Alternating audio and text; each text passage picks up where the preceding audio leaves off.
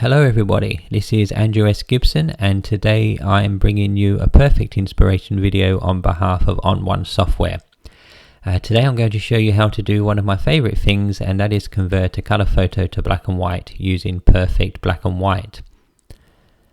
Now before we start, this photo has already been processed in Lightroom in color, and I've done a couple of things to prepare it for the black and white conversion in Perfect Black and White. The first is to give it a more or less neutral color tone or white balance. If you have a photo with a blue tone or a warm tone, then that won't convert so well to black and white most of the time. And the other thing that I've done is increase the saturation of the red colors in the photo, because that will help me get some nice tones when we get it into Perfect Black and White. Now before we move over to Perfect Black and White, let's take a look at one of the reasons why I want to convert this photo to monochrome in the first place, and that's because of all the texture in the image. Texture is something that comes out really well in black and white, and we can see it in the old coins here, and there's even some texture in the cigarette case, and yes, that's what it is. It's a cigarette case made to look like Chairman Mao's Red Book.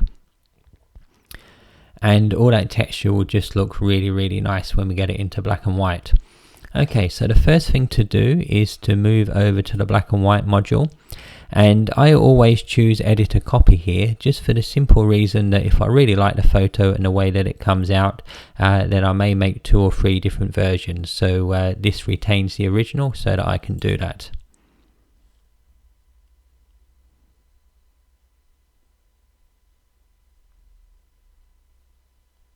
Now one of the things I like to do when I first move over to Perfect Black and White is just have a look at the presets and see if there's anything there that I like.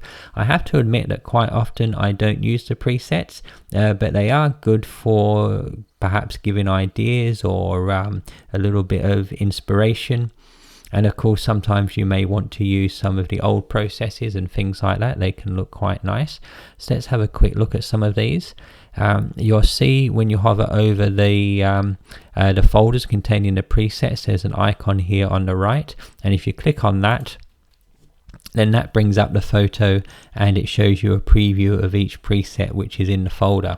It just takes a few seconds to render, but once they're up on the screen, you can have a look at them, and they're large enough to see whether you would actually like to use them. Now these ones are antique processes. Let's scroll down and have a look and see what we have. See if there's anything there that I like.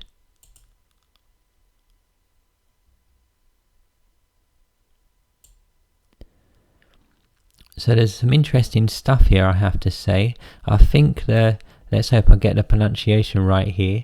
Daguerreotype hand colored looks quite interesting. I kind of like that soft faded look. And I do like some of these tones, like in this one here, Carbon Print Warm, for instance. Okay, so let's go back and have a look at some of the others. We have True Film here. These are quite interesting. These are good if you want some grain in your photos and you want to just imitate a genuine film rather than adding grain at random. And so we've got several black and white films, a few of which you won't be able to buy anymore. But it kind of helps you get that film look without actually having to use a film camera, so that can be quite handy. Another one that I like is the Modern Digital. Here we go. In fact, if you have a look at Gritty Grunge, this one in the middle, that is actually kind of how I envisaged the picture coming out. That's quite nice. What I would like to do is something like that, but with the red tin darker. You can see when we have a look at these different versions that the red tin comes out all different shades of grey. We've got a very dark one here in the left, and we've got a very light one over here. So yes, Gritty Grunge, I like that. I like the vignette. I like the way it brings out the textures. So that's all something to bear in mind when I'm actually doing the conversion itself. Okay, so let's go back. I'm just going to close this panel down because we don't really need it. I'm not going to use any of those presets. And let's make a start on processing this photo. So let's go to the tone panel here. One of the things that you will notice when you first convert virtually any color photo to black and white is that it lacks contrast, and so the contrast slider is one of the first ones that I come to. Let's increase that very slowly. Sometimes you need to increase these quite a bit, especially if the photo was taken in flat light. And let's look at the shadow slider. Yes, because that lightens the shadow slightly. If I move it all over to the right, you can see it lightens them quite a bit. So we'll just lighten those up a touch.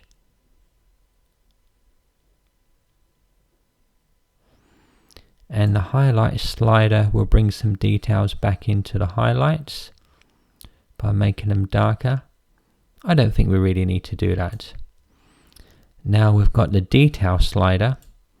Let's move that to the right. In fact, I'll move it all the way over just to show you what it does at its extreme. It's a little bit like the clarity slider in Lightroom, and what it's doing is increasing mid-tone contrast in order to bring out the textures. And yeah, this is a tool which comes in very handy when you're converting photos to black and white. Now at the 100 setting, which is detail turned up to its maximum, I noticed two interesting things. One of them is that the effect on the coins, which already have some texture, and this wooden thing over in the right here, it's just too much. Yeah, that's gone a bit far. But the effect on the metal tin is actually very nice. If we reduce it back to 0, you can see the difference. Let's take it back up to 100. It brings it out very nicely. So that tells me that what I can do here is increase detail a little. This is a global adjustment, so it affects every part of the image. So let's move that up a little bit at a time till I get something that I'm happy with. So maybe to about there. And then we can make a local adjustment, and we can make the tin even more detailed, even more textural. So we're going to do this with the detail brush. I'm going to have a go at this now. That's found over here. We'll just click on that. I'm going to untick the perfect brush. I will show you what that's for later. And here I'm just tapping this right hand square arrow key on the keyboard to make the brush a little bit bigger. And in the amount section here, just turn it up to 100 because we want the maximum effect. We saw how nice that looked just now. So just pull that over very slowly. Just let the software do its thing. Now I unticked the perfect brush box because the perfect brush slows it down a bit, and so we don't really want that to happen at the moment. This is not a precise mask because we're just increasing the mid-tone contrast, so you don't have to be precise, it doesn't show. Now if we go to the view menu and click show mask, you can see in red the area which has been covered with the detail brush, and I can see there's a couple of areas that maybe I just missed down here, so I'll make a smaller brush, and on the left here get those in. You don't have to be precise with this, it's not terribly important. Okay, let's turn that off.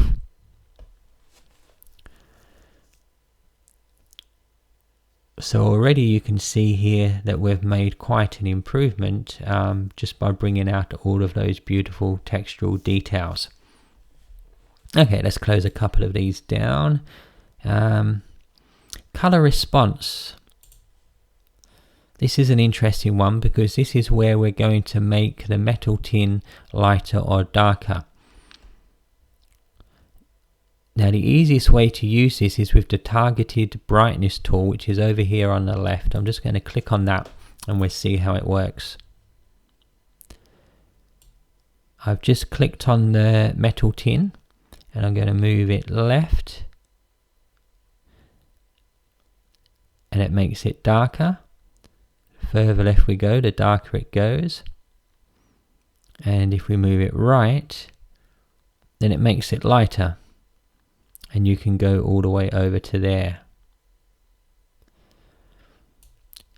Now what this brush does, it analyzes the color underneath where you initially clicked, and then it makes all of those colors in the image either lighter or darker depending on where you move it. It works well in this photo because most of the red is in the tin, so it has quite a dramatic effect. There's not much red in the other parts of the image. Now when you look over on the right hand side here, we have these color response filters, and you can see that with the brush that I used, all it's done is move the red slider in one direction or the other. I'm just moving it back now. There it is, back in its central position. If you had a color other than red, it might move a couple of those sliders in conjunction to move the color. And that's why you use the this tool, because it is very accurate at measuring color. Okay, so let's go back and we use the targeted brightness tool again just to make it a bit darker. I don't want to go too dark because then you start to lose the writing as well, and we don't really want to do that. So I think about there will do. Let's made it a little bit darker.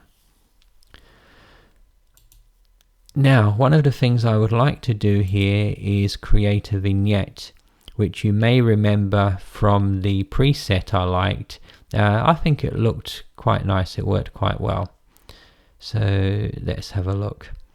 It comes up with a kind of default vignette. If I turn it off here, you can see how the image is quite evenly lit. When I turn it on, it darkens the edges. Now a good way to see the effect is just to turn the brightness all the way down, and then you can see the shape of the vignette. So we've got a circular vignette which has darkened the edges and left the middle kind of untouched.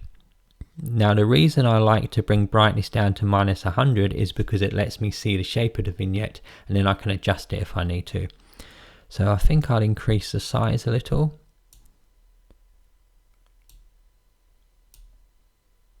Something like that. Let's have a look at the roundness.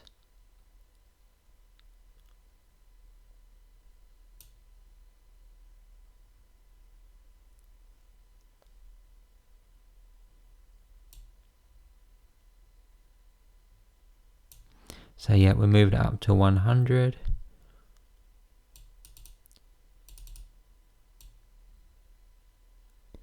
And then back off a little on the vignetting, which at these settings is quite subtle anyway, but I want to keep it nice and subtle.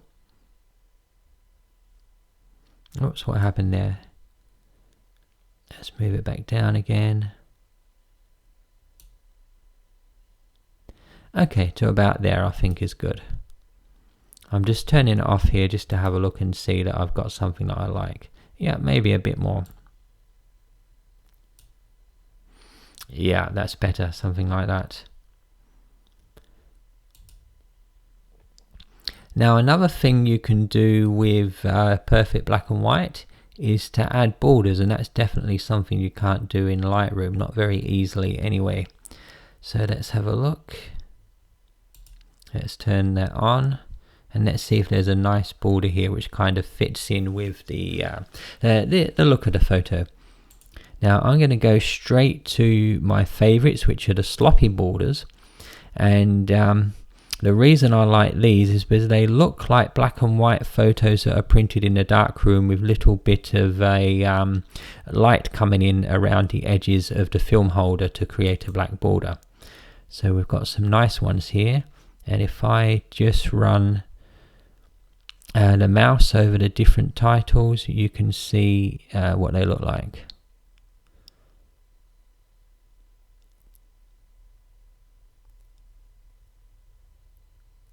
Yes, I have to admit I like this number 4. It's just nice and subtle.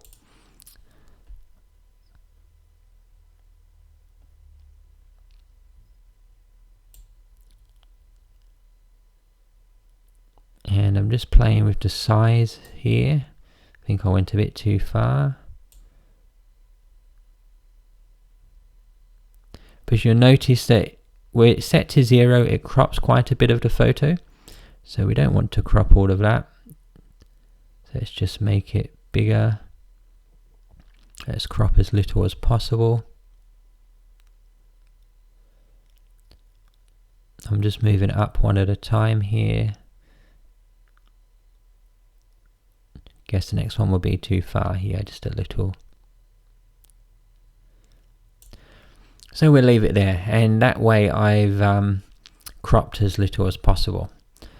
Now looking at this, I have noticed that I think the metal coins on the left are a little bit too bright. I'd like to make those darker so they don't pull so much attention away from the metal tin itself, which is what I would like to be the kind of center of attention. Okay, again, I'm going to turn the Perfect brush off. Let's make the brush a bit bigger. And let's set amount a little bit higher. And then, well, it would help if I had the right setting. Let's undo that. And over here, it should be darken, not lighten. So let's do a little test.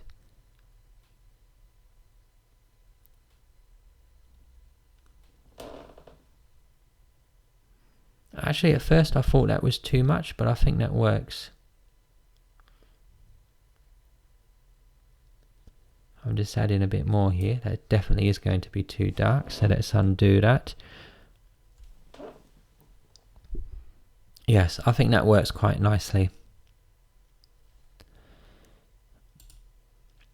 Now let's have a look at some of the tones as well. Let's turn that on.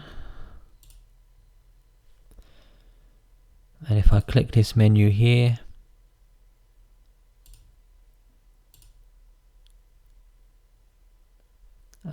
it's not on, is it? There we go. I've got a list of tones here, and again you can scroll up and down and just see which one you like. Now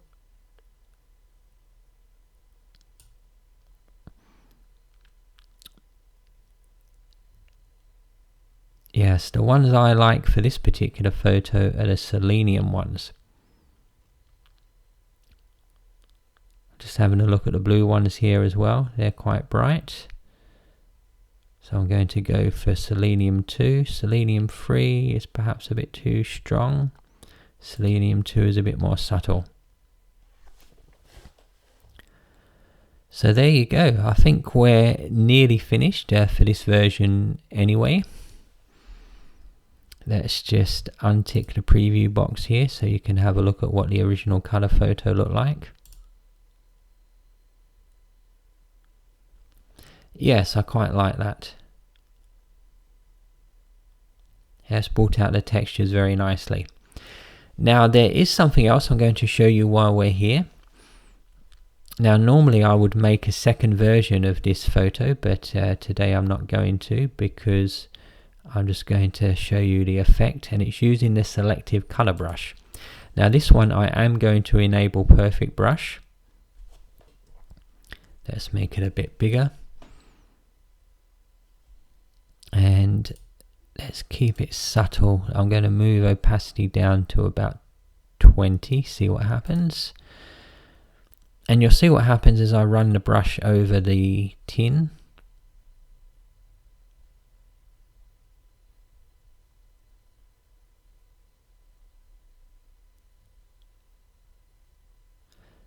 Just doing this slowly.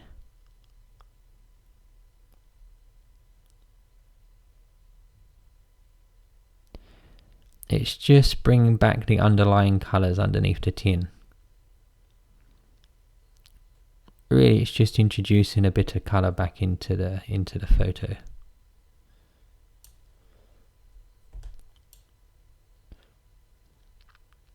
Now, what I'm doing here is just kind of building the effect up.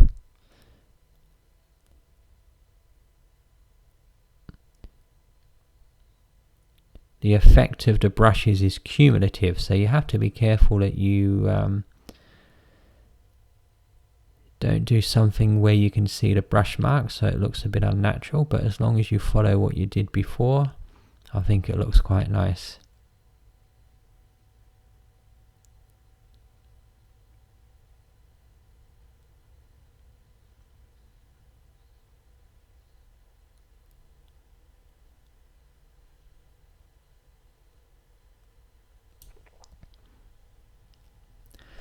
Okay, there we are. Yes, I quite like that. That looks very nice. And I like the selective coloring effect as well. Okay, well this has been Andrew S. Gibson with your perfect inspiration video for today. I hope you find this useful. I hope it gives you some ideas about what you can do with your own photos. Thank you for watching.